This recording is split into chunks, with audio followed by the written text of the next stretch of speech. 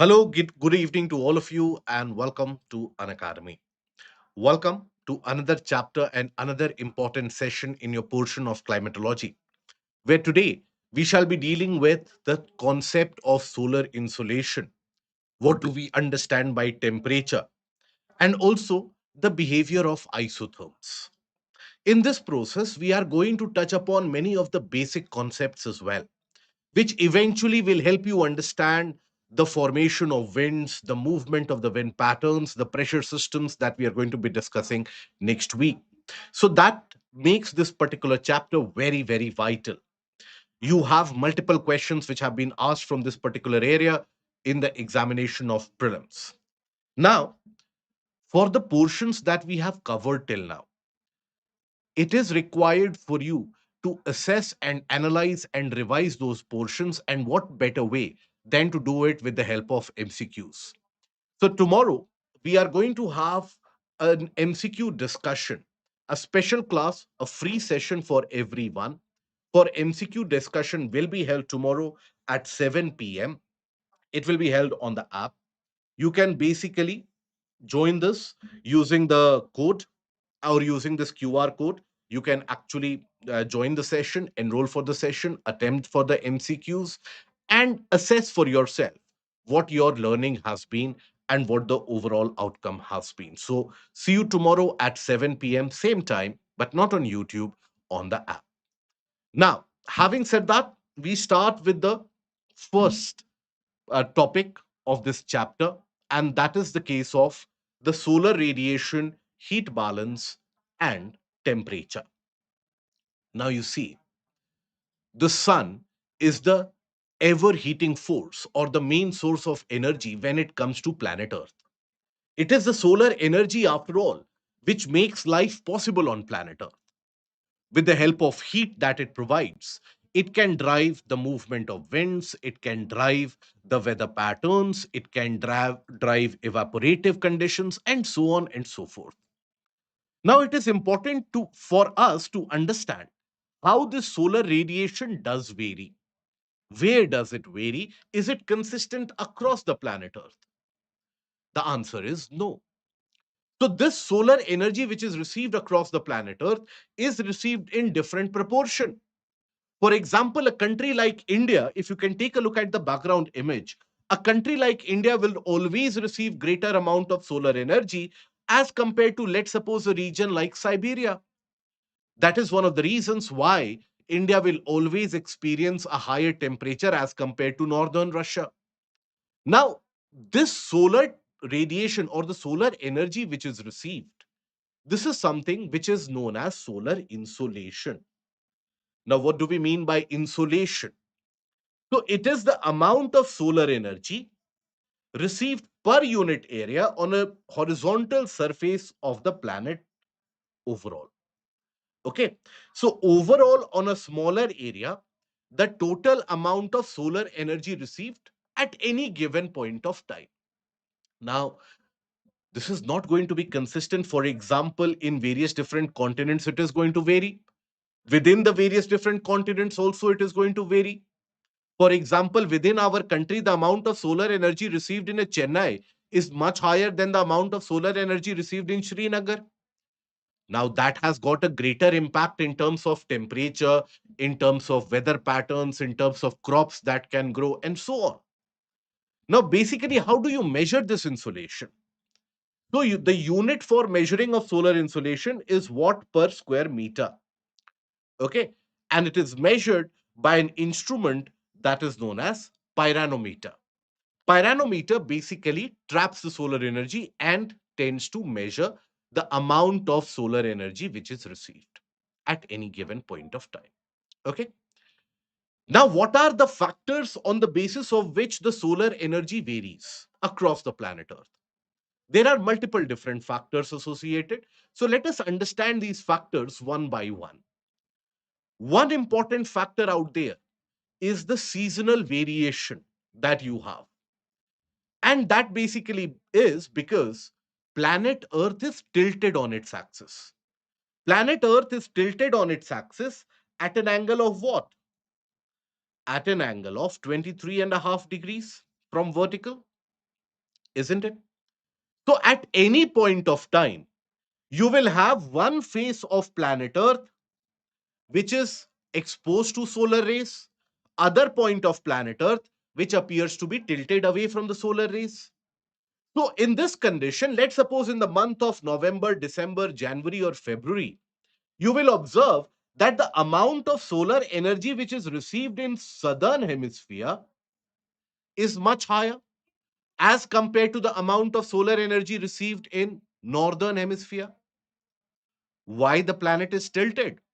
The planet has been tilted ever since the time of its formation, and that has been owing to the collisions that have continued to happen, leading to the formation of planet Earth. So that is what has brought the collisions have brought the rotation. And as it has continued to rotate, the center of gravity and the center of mass have always created that tilt. Okay? Yes, correct. Now, in this particular season, you will observe northern hemisphere is experiencing lesser amount of solar rays as compared to the southern hemisphere, isn't it? Now, observe in this particular season, that is in the month of March. In the month of March and September, as the planet's entire revolution takes it to the positions of equinox, equinox meaning equal days of or equal duration of day and night, right? Duration of daytime and nighttime are absolutely consistent. So, in this particular case, you will observe that the amount of solar rays received in the northern and the southern hemisphere is going to be the same. So you will observe that insolation has got a seasonal variation associated, isn't it? What happens in the month of May, June, July? As of now, we still are in a condition where still northern hemisphere is slightly tilted more towards the sun as compared to the southern hemisphere. So here you will observe again, look at the regions like the North Pole.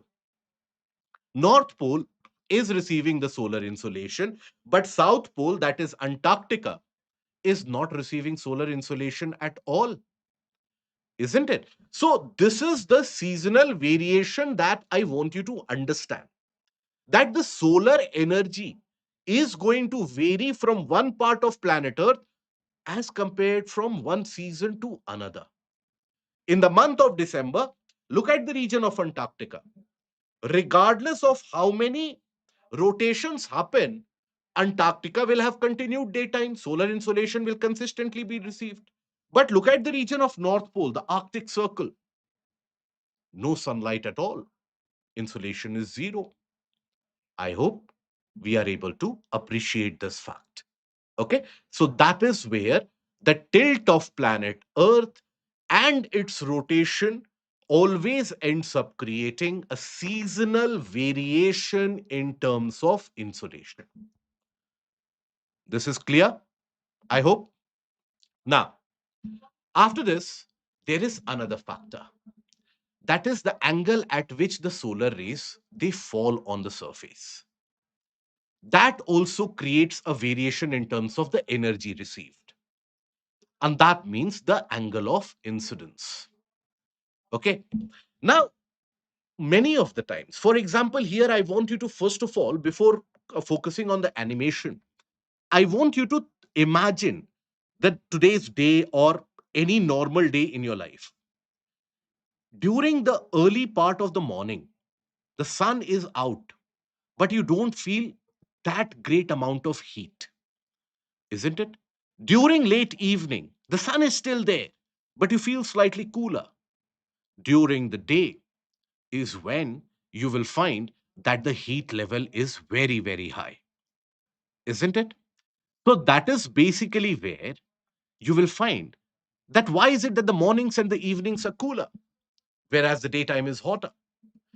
This is associated with the amount of or the angle of incidence of the solar rays. When the solar rays are coming from a tilted angle, let's name this position as position A and let's name this position as position B. When it is coming from A, it is covering a greater amount of distance in the atmosphere. and it is also spreading out quite substantially, right? Greater amount of distance is covered in the atmosphere. And mind you, atmosphere is made up of gases, dust particles, water vapor, etc. So greater the distance covered in the atmosphere, power of solar rays will reduce. So when the angle of incidence, when it is tilted, can I say amount of insolation is less? Amount of insolation is less, isn't it? And when this angle of incidence, when it is vertical at the position B, you have the case of direct rays coming, shorter distance covered in the atmosphere. So this is when you have the direct rays.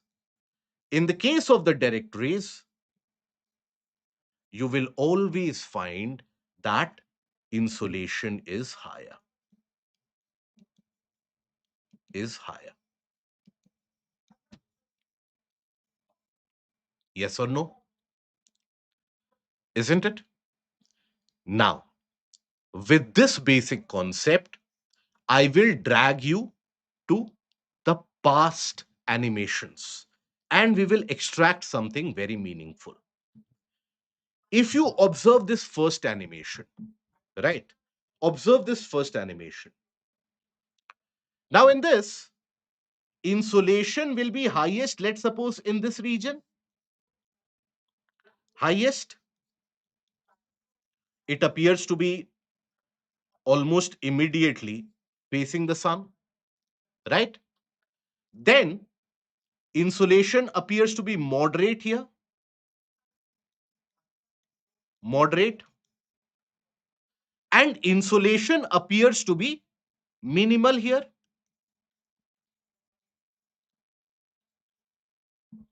isn't it? Appears to be minimal in this region. Now, let's come to the second animation. In this case, during the month of March, insolation is maximum here.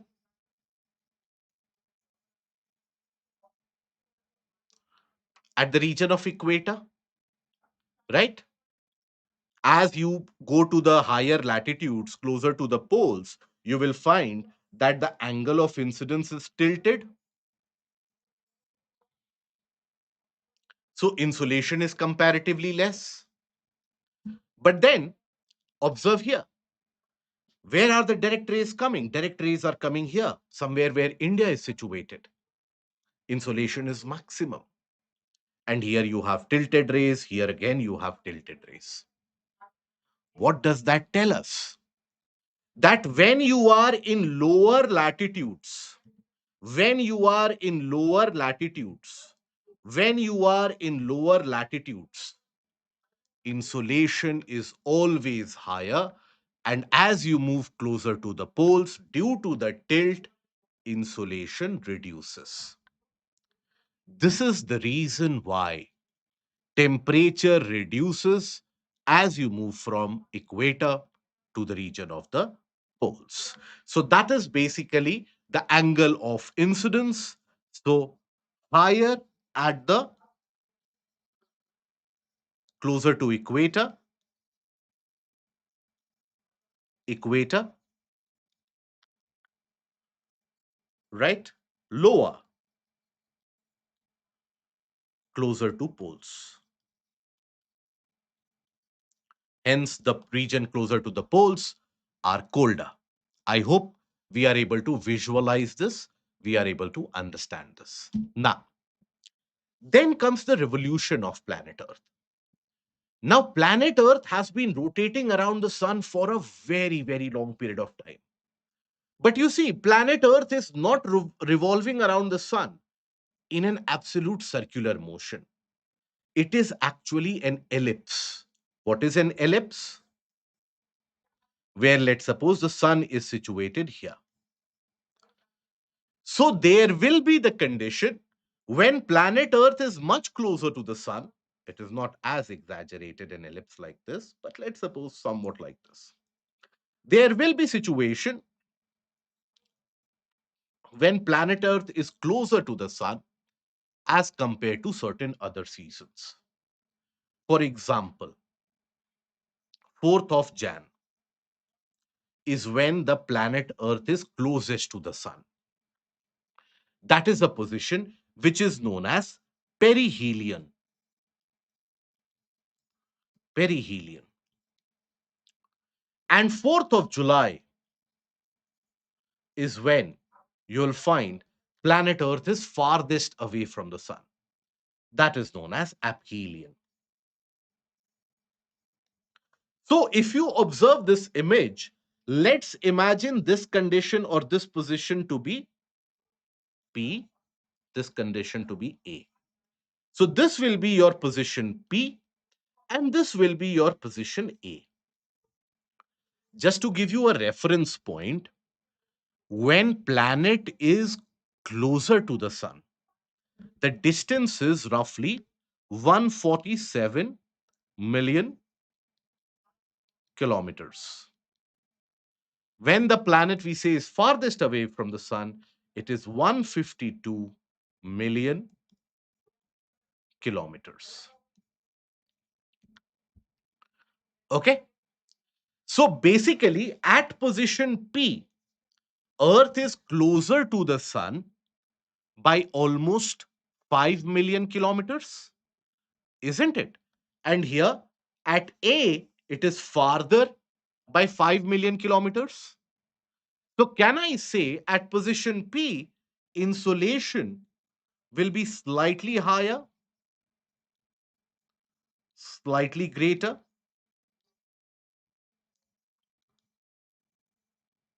whereas at position A, insolation will be slightly lower? I can say that, isn't it? Heat is dependent on multiple factors, on distance also, on angle also, both of them, right? Greater the distance covered in the atmosphere, Rishabh, lesser will be the amount of heat which will reach the surface, isn't it? Okay. Then you have the case of altitude, the variation of temperature with respect to height or altitude. Higher up that you go, sunlight appears to be brighter and more burning and more raging. That is why the mountaineers you will observe, they will always wear those snow goggles, the sunglasses, and they will have the protective clothing. You see, if you read the account of those people who have climbed Mount Everest, other than the frostbite, they also suffer from sunburns, which are very disastrous. Why? Because when you go to a greater height, the solar rays are stronger. Why? Because when you talk about the case of the solar rays, they have to cover lesser distance to reach the top of the mountain. They have to cover greater distance to reach maybe the sea level. That is why insolation is high as you are on the top of the mountains. That is where you had the scientists also planning to install this solar panels. The idea was that installing of solar panels on top of the mountain will always give greater efficiency as compared to the solar panels that we are installing at the sea level. That was the idea. But the problem in that case is that who will maintain the solar panels high up in the mountains? Who will go to the top of the mountains to clean it? And the construction cost would be very, very high. That is why it was not implemented. But solar energy is always going to be higher as you climb to the top of the mountain. Now, why is it that the insulation is very high? Basically, less atmospheric thickness. Atmosphere is thinner at this level. As you come closer to the sea level, air density increases. More number of particles have to be passed through by the solar rays. That is why their energy will reduce, isn't it? Now, here we have another aspect. And this is where I want you to apply that rare commodity of yours, what in general English is referred to as logic or common sense. Apply this logic or common sense. Now, solar insolation changes with the direction of the slope of the land as well. Always. Huh. Let's suppose you consider the planet Earth.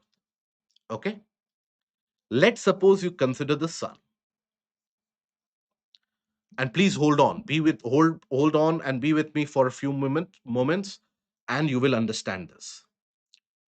Now, in the northern hemisphere, let's consider this to be the tilt of planet Earth, the pear-shaped planet that I have drawn. We will make do with that. Okay. Let's suppose I consider a mountain here.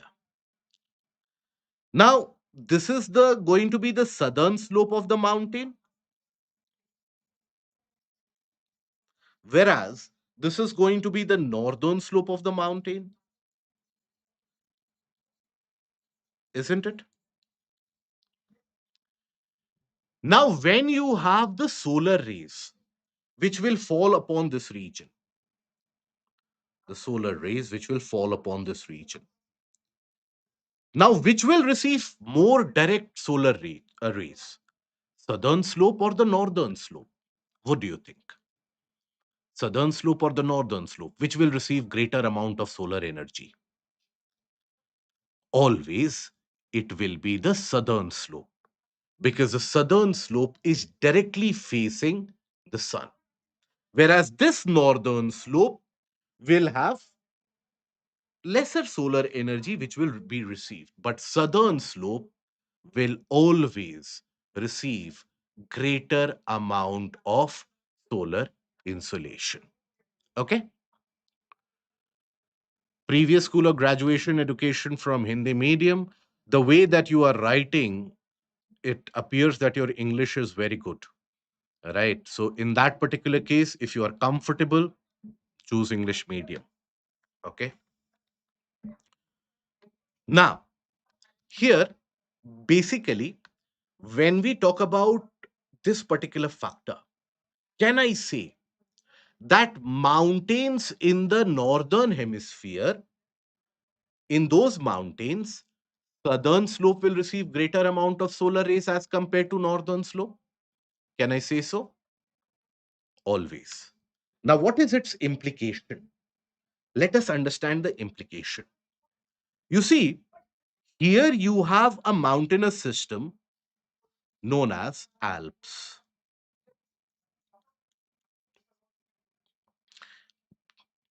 But you wouldn't be concerned about Alps, the mountains that you are concerned with, and the peaks that you have ratified throughout your life from your childhood days. Now, this is a mountain system which we know as the Himalayas, isn't it? Now, basically, in both of them, you will find that northern slope will receive lesser solar rays, lesser solar energy. And here, again, lesser solar energy. Which means what? Northern slopes of Himalayas and Alps, they are colder in comparison to the southern slopes of Himalayas and Alps.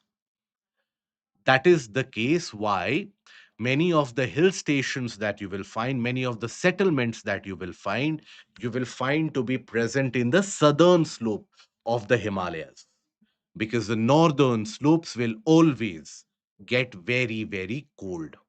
That is the implication.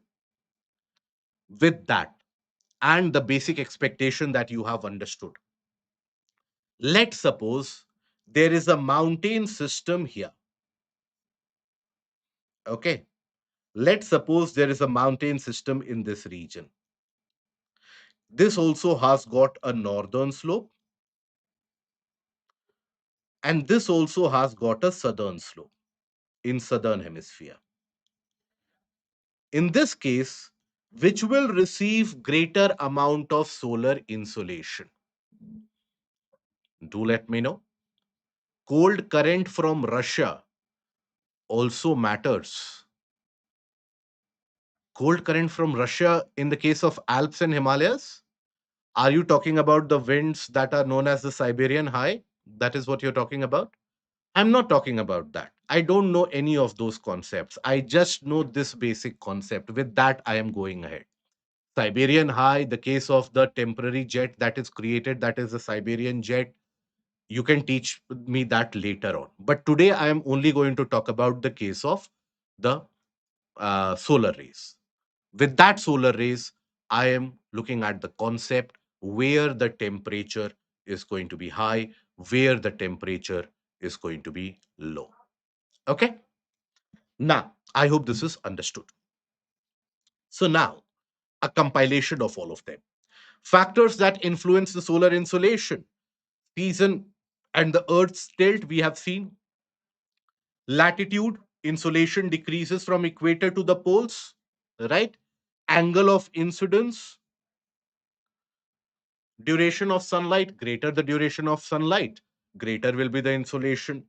Altitude, and also aspect, that is the direction in which the slope is facing.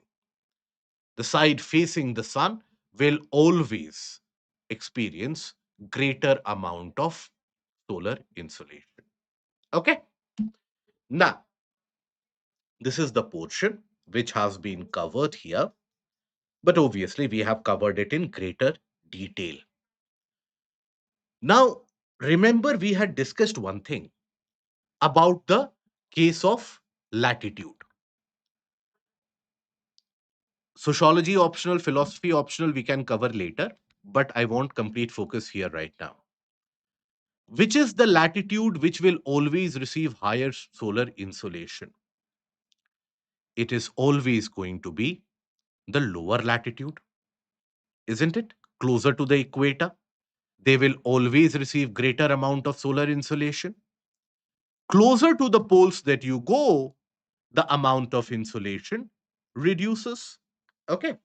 So that is basically the overall spatial distribution of insolation that also we will cover. But how does our atmosphere receive this solar heat, and how does the atmosphere gain the temperature? So the atmosphere, first of all, receives the solar heat through the way of radiation. Solar rays travel through the space and they enter the atmosphere and they hit the ground surface. This is very high energy radiation. This is what is known as incoming solar radiation or incoming short wave solar radiation. Okay. Incoming short wave solar radiation. Now, listen to me very carefully. How does the atmosphere get heated? Does the atmosphere not get heated by this incoming solar rays? Not to that extent. Why? Why does the atmosphere not get heated to that particular extent? Think about it. Let's suppose, with a very general example, you basically have gone to a hill station, caused the traffic jam during winter, and you have reached that hill station finally, right? Because the crowd is there at the hill station. Eventually, you want to create a bonfire. You have created that bonfire, right? Now, you are standing at this place A, which is at a distance of 40 centimeter. Okay. Now, at this distance of 40 centimeters, how much? Maybe this much. Now, at this distance of 40 centimeter, you have held your hands or the palms out. Okay. Very quickly, your palms get very, very heated and you immediately have to withdraw them, isn't it? When you keep your hands very close to the fire, your hands get heated up. But if you, let's suppose, withdraw your palms and you are sitting there naturally, normally, you don't feel that much amount of heat. If you move around this area, you will feel quite normal. But if you put your palms out there for some time, your hand will get heated up very high, very great amount of temperature. Why? Because your hand provides a surface where the particles are not moving. And that is where continued amount of heat accumulates and the temperature increases all of a sudden. Whereas the gas in between, the air in between, it is gas. Particles can freely move around. If it is getting heated, particle moves around. Another particle comes in. So the net addition of temperature is not very high, isn't it? So basically, just a comparison here, you will observe that if heat is provided on the surface, the particles are constant in their position. So constant exposure means the temperature continues to increase. Whereas if the same heat is provided to gases, heat is provided. This particle gets heated, this particle can move. Another particle gets heated, another particle can move, again cool down. So here, rise of temperature will be very low. Whereas here, rise of temperature is high. That is why when you have the incoming solar insolation or the incoming solar radiation, the gases do not get heated to that extent as compared to the ground surface. The ground surface gains the temperature. Now, once the ground surface gains the temperature, this ground surface becomes the source of heat. Source of heat. Okay. Now, this starts heating the air in contact by the process which is known as conduction. So, the air which is stuck to the ground, the air which is in contact with the ground, that will get heated up, right? By the process of conduction. What is conduction? Simple terms. Conduction is the transfer of heat from a hotter material to a colder material. It is a transfer of heat by virtue of being in contact with each other or because the materials are in contact with each other. So that is how conduction does happen. So if you consider the ground surface, the air is in contact with the ground surface. So that means the conduction will heat the air. Now the air has been heated up. Once the air has been heated up, then what happens? This air will rise up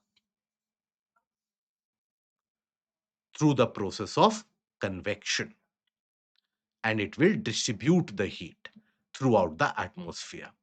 Remember the pan example that we had? The water boiling in a pan, lower portion gets heated up and eventually the entire water starts bubbling. That is the process of convection. So again, let's have a quick recap in this. So basically, the incoming solar insolation is going to heat up the ground surface. Here, the ground's temperature increases. As the temperature increases, the air in contact with the ground gets heated up. How? By the process of conduction. As it gets heated up, then it rises up like a convection current and distributes the heat by convection. So, what does that tell me? That tells me that if I am an individual standing here on the ground surface, I will experience higher temperature. But if I'm an individual who is flying out in the air, let's suppose you have the God's gift which allows you to fly, then what happens? You will experience cooler temperature. This is the reason why, one of the basic reasons why temperature reduces with height in the case of troposphere. What is known as the condition of lapse rate. Lapse rate. In this particular case, what is lapse rate? Change of temperature with altitude. With altitude. And in this case, what is known as a positive lapse rate,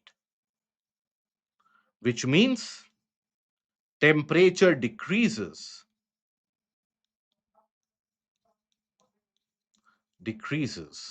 with height.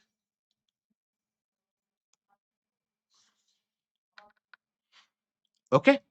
Because you are moving away from the ground, and ground is the source of heat, isn't it? That is the case of the positive lapse rate.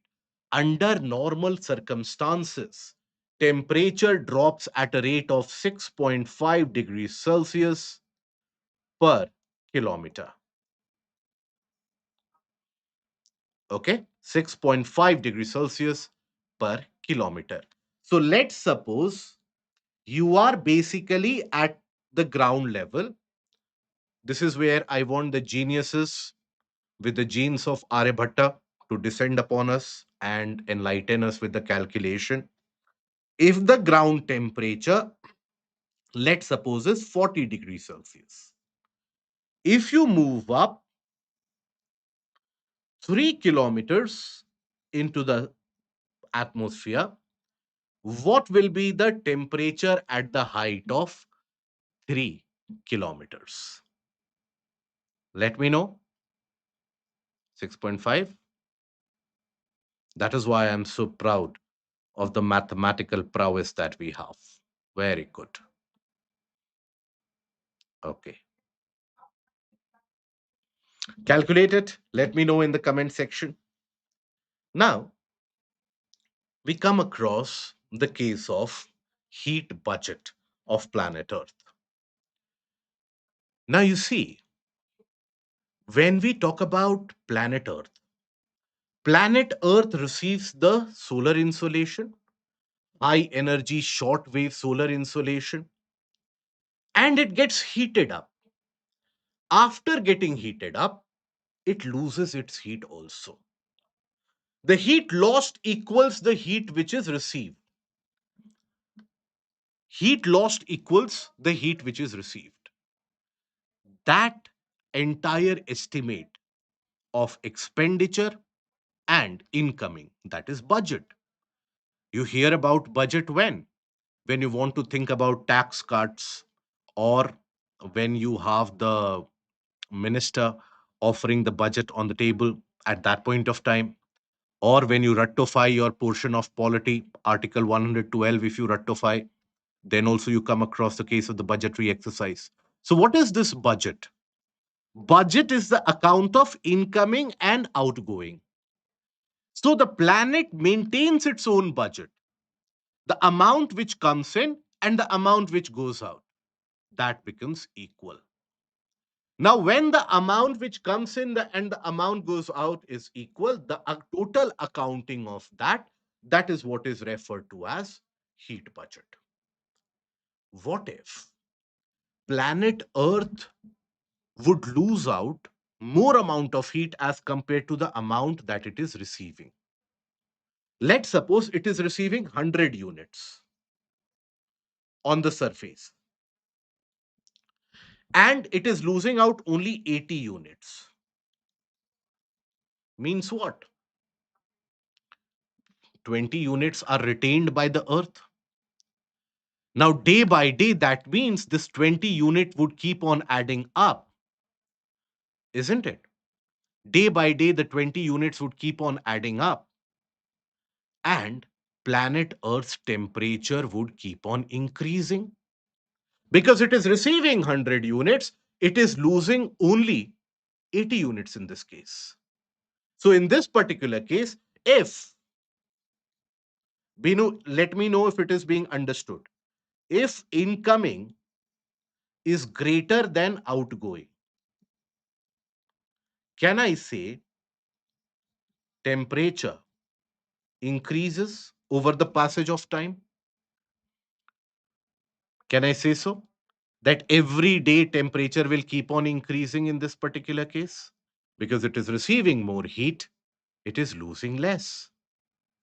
Now, let's consider the converse situation. Okay. Let's suppose it is receiving 100 units, it is losing out 120 units on a daily basis. In that case, every day it is losing out some extra amount of heat. Every day, isn't it? So, in that particular case, if incoming is lesser than outgoing, temperature will keep on falling. Planet Earth would have become so cold, it would not have been able to sustain life. In the first case, planet Earth would have been so hot, it would not have been able to sustain life. But what do we see in the case of planet Earth as compared to its almost 4 billion years of history? Temperature is almost consistent. Temperature is almost consistent. So that means what we have in reality is the case that heat received or heat gained is equal to heat lost.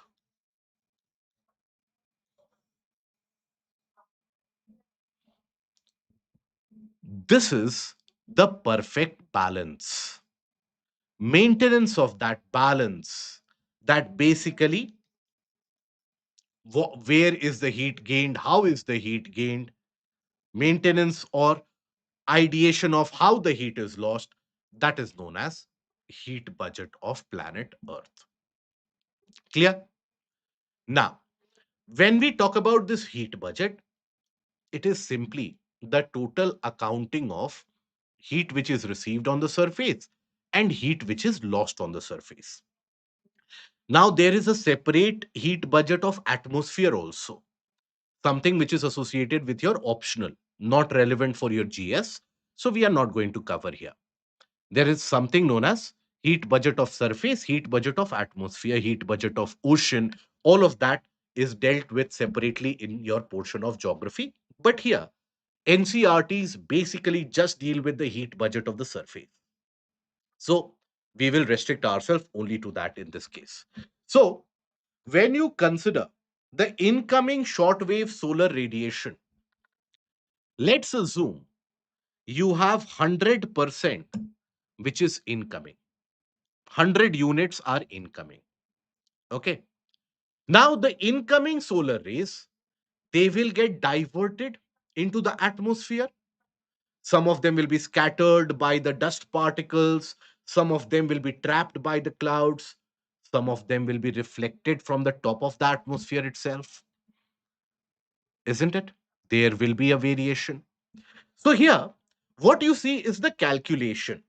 Now, almost around 14 units will be absorbed by the atmosphere. Almost around 14 units will be absorbed by the atmosphere. Okay. Now, around 6 units will be scattered directly to the space from the dust particles, etc. Eventually, bouncing off the dust particles, etc., you have 17 units which are absorbed by the Earth's surface. So let's keep an accounting of the Earth's surface here. When you consider the Earth's surface, so what is the heat gained? 17 units. Now, when you have the solar rays which fall, solar rays will fall on top of the clouds. The clouds might appear to be of different color from the ground surface, but from above, they appear white. So, being whitish in color, they will reflect the solar rays as well, isn't it? So, almost 27 units are reflected outwards just from the space itself. Then you will have the solar rays which fall on the ground surface and they also get reflected from the ground surface. That is why, from a far away place, planet Earth looks like the pale blue dot in the from the outer space. Why? Because planet Earth's surface also reflects the solar rays, which allows us to see. So you have two units which are lost by the Earth's surface, reflected by the Earth's surface. So how much is absorbed after that? 34 units. So how much is gained by the surface after this? 34 units and 17 units. So total heat received by the Earth's surface is how much? It comes out to be 51 units. This time I'm not leaving the calculation to you owing to the previous proficiency. So it comes out to be 51 units in this case, isn't it? Now, heat budget would be maintained when? When the planet also loses, the surface also loses this 51 units. So, what is the accounting of that 51 units? So, you see, whenever you have evaporation and thereby condensation, heat is lost from the surface, isn't it? So, around 19 units are lost by evaporation and condensation. That much heat is lost. For example, the basic case, if you are unable to understand that, let's suppose I have perspiration or sweat on my skin. Now, if the sweat evaporates, my skin cools down. I feel cooler, isn't it? So, when evaporation happens, the heat is lost. That is why the temperature or the surface cools down. So, evaporation and condensation is accounting for 19 units of the heat which is lost. Then 9 units are lost by convection and the turbulence of air. And planet Earth also generates the heat in the form of outgoing terrestrial radiation. So, how much heat is being lost? 23, 19, and 9. So, if you basically do the maths in this case, 51 units are lost by the surface. So 51 units were gained, rest of them scattered and lost and absorbed by the atmosphere. 51 units are also lost from the surface. So this is the heat budget of the surface of planet Earth. That is the reason why Earth is able to maintain its temperature always as compared to, let's suppose, any other particular planet. Okay. Now, within the planet Earth itself, when you talk about the various different latitudes, equator to the poles, amount of heat received varies daily, annually as well. So, overall, in the lower latitude, that is the equator and the region of the tropics, you will always find that the heat energy received is much higher. Heat lost is comparatively less. So, these are the areas which are energy surplus regions. That is the region between the tropics and the region of equator. These are the areas which are energy surplus. Whereas when you move to the polar areas, right? For example, if I take you to one of these animations, let's suppose this condition. In this condition, okay, in this condition, let me know the condition of South Pole.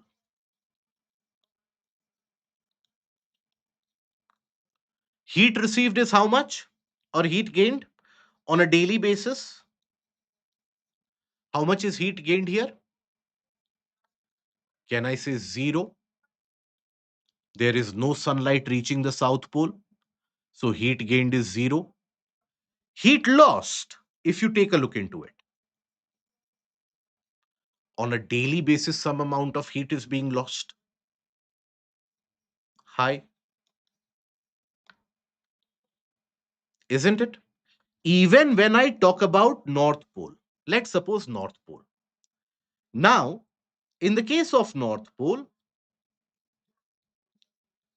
heat gained is not going to be very high because you have slanting rays of the sun. It will be very cold there also. So, heat gained is low, heat lost is going to be significant, right? If the heat loss won't have been high, we would be living in North Pole itself, South Pole itself. Why to live in the most populous country here? Let's migrate to Antarctica and let's have a jolly good time, isn't it? So, when you talk about the polar areas and the regions of higher latitudes, these are the regions which are always in the condition of a heat deficit. Okay, so here there is a kind of an energy deficit, and here also energy deficit, whereas in the lower latitude you have the case of energy surplus. Okay, this energy is transferred, this energy is transferred from lower latitude to higher latitude. How? With the help of wind systems, wind systems, with the help of even ocean currents.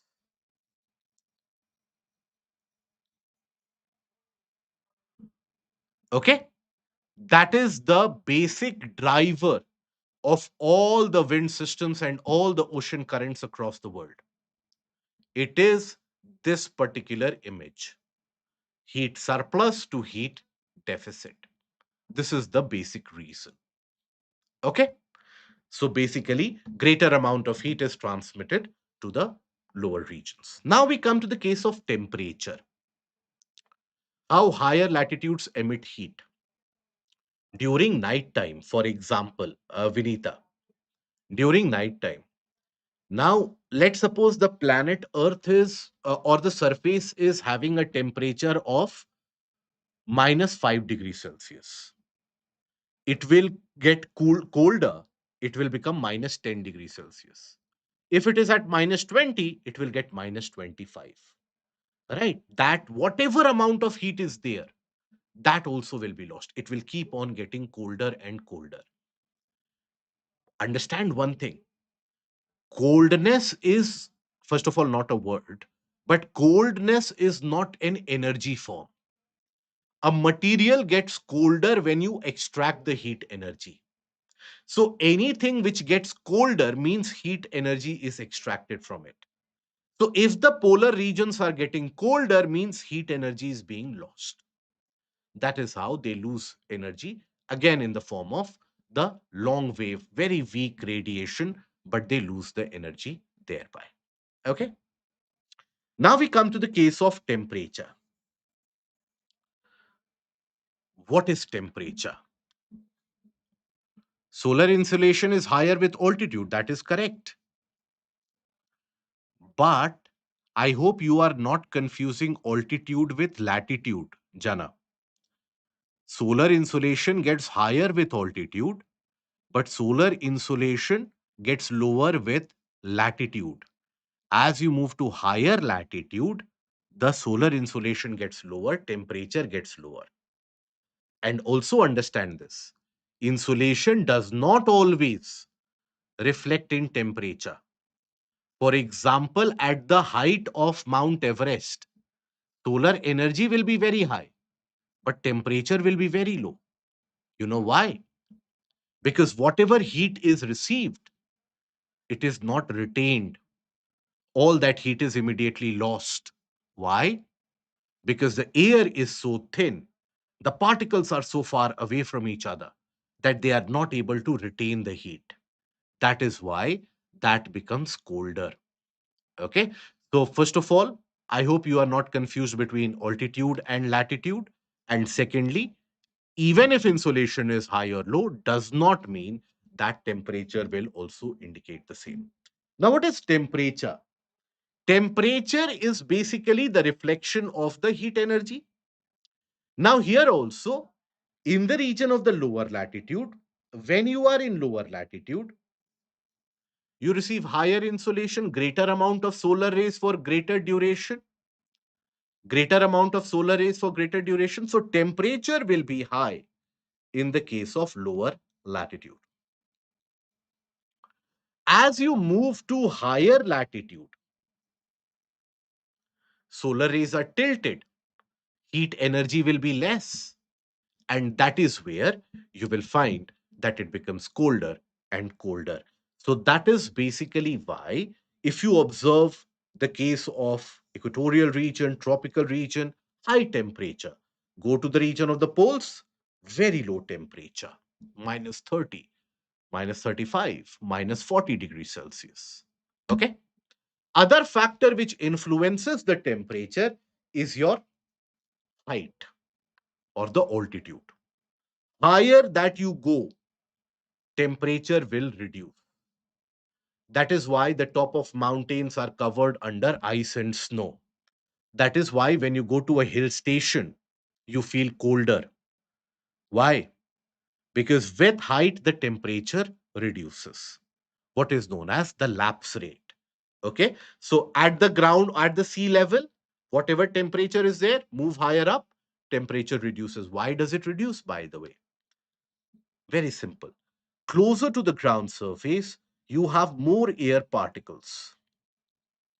As you move higher up, the air particles, their density reduces. Why? Because of gravity. So basically, when you talk about the case of the heat, heat is retained by these particles. Whereas in this area, if you have a mountain, the heat is easily lost. It is not retained. That is why the temperature reduces. So with height, the density of air reduces. Density of air reduces with height. That means ability to trap heat reduces with increase in temperature.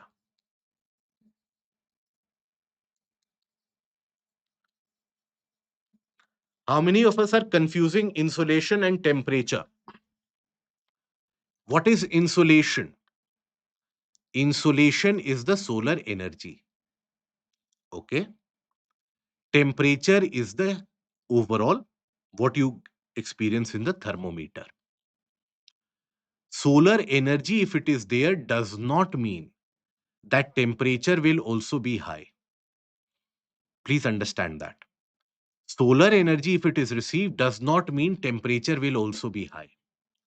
Solar energy received can be high, temperature can also be high, temperature can also be low. Please understand this.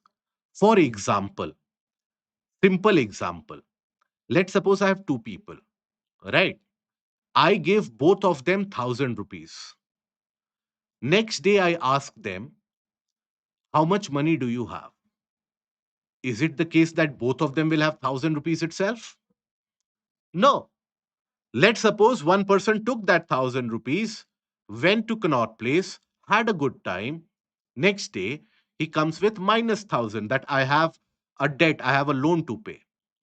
Other person takes that 1,000 rupees, sleeps there itself. Next day, he will have the 1,000 rupees. So just because I'm giving 1,000 rupees does not mean both the individuals will always have 1,000 rupees, right? Both of them can gain or lose at a different rate. So just because the solar energy is high or low does not mean the heat will also be high or low.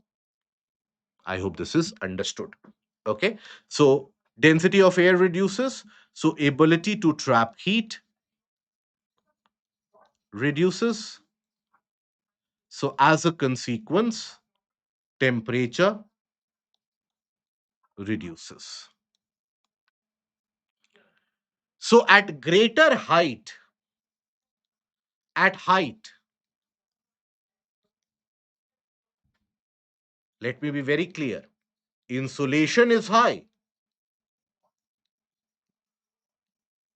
but temperature is low. Why? Because retention is low. Everything has been spent in Connaught Place. Okay. So that is the case of, whereas at sea level, it is like you took that money and you slept off. Next day, you have the same amount of money with you. Okay. I hope this is retained. Now, there is another factor about the distance from the sea.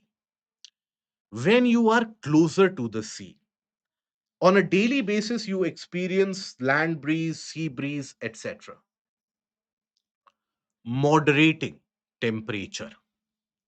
But when you are far away from the sea, in that case, the temperature changes, right? So when you are closer to the coastal area, you will find moderate temperature always. For example, take the case of Mumbai.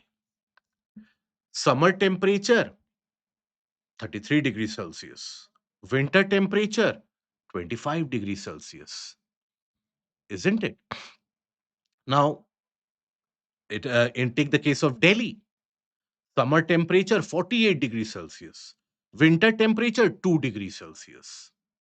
So, closer that you are to the sea, you will have the presence of moisture which will retain heat, not allow it to get very cold.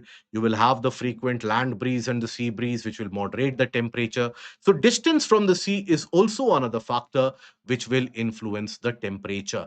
As you move closer inland or in the continental region, that is where you will find extremity of temperature or a greater temperature range. Okay. Then you have the case of the prevailing winds. Colder winds will cool down a region. Warmer winds will heat up a region. So prevailing winds also end up influencing the overall temperature. Okay. This circulation is what we will study on Monday, by the way. But nonetheless, the wind movement also influences the temperature. Colder conditions, colder winds, colder temperature. Warmer winds, warmer temperature. Similar to the winds, you also have the role of ocean currents. Ocean currents, what ocean currents are, next week we will study. This is the movement of oceanic water, just like the case of winds. So, here also, if you have warm ocean water coming in, warmer temperature. If you have cold ocean water coming in, colder temperature. For example, observe this region, right? Here, you have warmer waters being brought by the North Atlantic drift, warmer waters. As a consequence of that, here, temperature is going to be warmer. This is the reason why the Russians placed here one of the strategic port, that is Murmansk, which was of great use during the Cold War. At the same latitude, the other ports would freeze, but at Murmansk would remain ice free. During the Cold War, the Soviet Navy at that point of time deployed its warships And that is where they could move around and they could sneak underneath the Arctic ice with great stealth. Okay. Yes, Sudhanshu. That is also correct. Okay. So that is the overall coverage of insulation and your portion of temperature.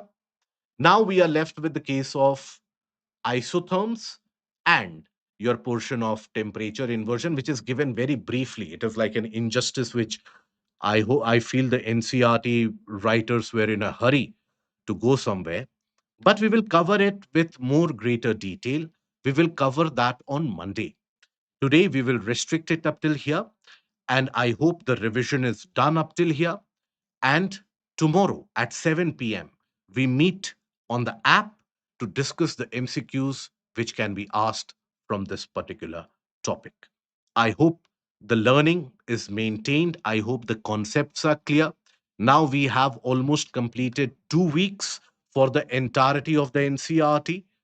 I hope that we have retained something. Let me know the answer to the lapse rate, by the way. Okay. And next, that is Monday, we will talk about the prevailing winds, the Coriolis force. We will also talk about temperature inversion and the case of the behavior of isotherms. Thank you all for being patient enough. See you again tomorrow and then on YouTube on Monday. If you have liked the video, please don't forget to click on the like button and share it with your friends. Take care. Goodbye. Thank you.